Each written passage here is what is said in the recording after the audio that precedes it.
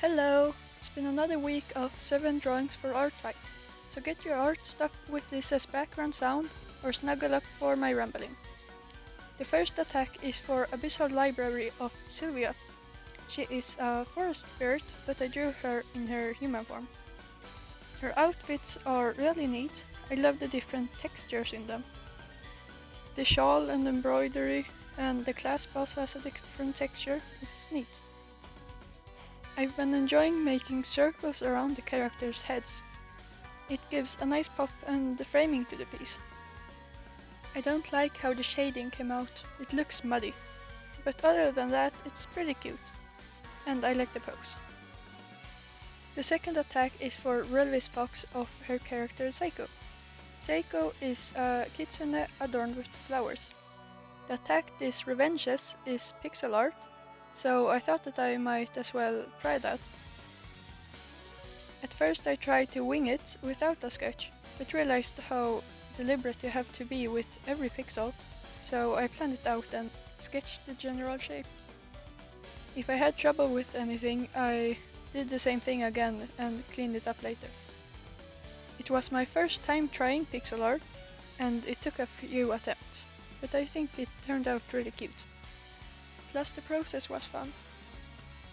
The third attack is for Kiwi Frosty of her character Celestite. They are a cat angel, so warning for some body horror. This is my first animation of this art fight, a basic wing flap. Art fight is normally a break from animation for me, so that I can get the craving for it again when the event is over, but sometimes I can't resist. The movement really brought this together, so it was worth it in the end. I also like the touch of the small gradients of markings or shading. The next attack is for Possum Breath of Burntfeather and Asphodelpaw. It is my first non-revenge attack of the season, and I couldn't resist drawing for Possum Breath.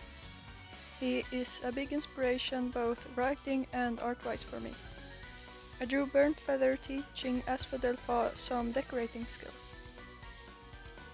In the video on these characters, them living in an open area with some trees in California is mentioned, so I tried to replicate that. The way I normally draw markings is quite different from these designs, so I tried my best to make it look like the characters. They have more realistic markings with gradients in comparison to my more simple and easy to animate style. For the plants that they are working with, I used flowers that their loved ones and family wear. This way it looks like they secretly gathered them as gifts and went outside of camp to put them together.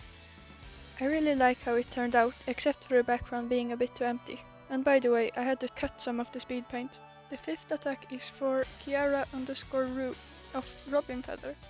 Kiara Rue drew my character in snow, so I took inspo from that and did the same. I don't draw snow very often, so I looked up some references.